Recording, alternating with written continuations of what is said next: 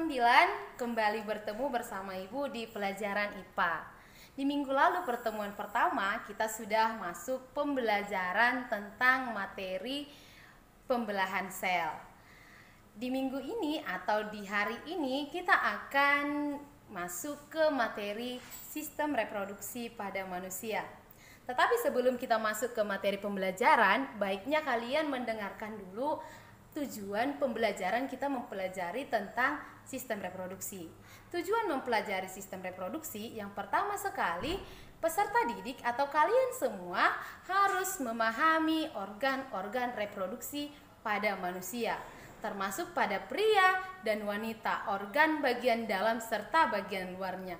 Dan yang kedua, kalian semua siswa-siswi kami memahami penyakit-penyakit yang terjadi pada sistem reproduksi manusia. Nah, sekarang kita akan masuk pembahasan materi tentang sistem reproduksi pada pria.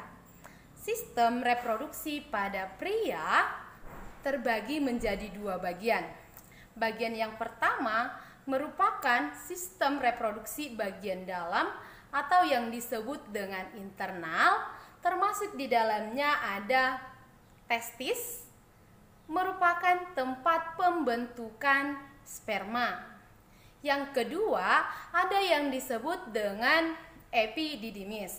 Epididymis merupakan tempat pematangan dan penyimpanan sperma sementara. Dan yang ketiga, ada yang disebut dengan pasa deferens, merupakan saluran sperma. Yang keempat, ada yang disebut dengan vesica seminalis. Yang kelima disebut dengan kelenjar prostat. Dan yang bagian yang kedua, sistem organ reproduksi pria bagian yang kedua atau bagian luar disebut dengan eksternal. Di dalamnya termasuklah penis dan skrotum. Nah, sekarang kita akan masuk ke sistem reproduksi pada wanita. Sistem reproduksi pada wanita lebih kompleks dibandingkan dengan sistem reproduksi pada pria. Sistem reproduksi pada wanita juga terbagi menjadi bagian dalam dan bagian luar. Bagian dalam ada yang disebut dengan, yang pertama disebut dengan ovarium atau indung telur. Yang kedua disebut dengan tuba fallopi atau oviduct. Yang keempat disebut dengan uterus atau rahim. Dan bagian luar disebut dengan vagina. Vagina ini terbagi menjadi dua, yaitu labia mayora dan labia minora. Kita bahas satu-satu ya. Yang pertama ovarium atau indung telur.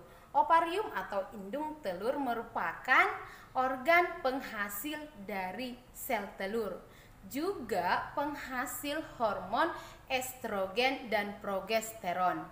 Dan yang kedua, tuba fallopi merupakan tempat terjadinya fertilisasi atau pembuahan.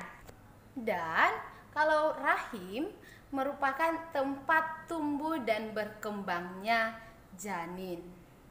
Sedangkan vagina atau organ reproduksi wanita bagian luar yaitu vagina, ini tempat keluarnya janin.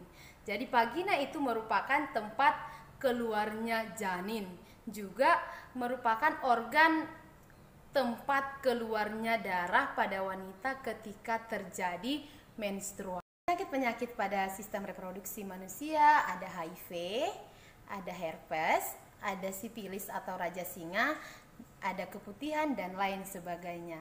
Demikianlah pembelajaran.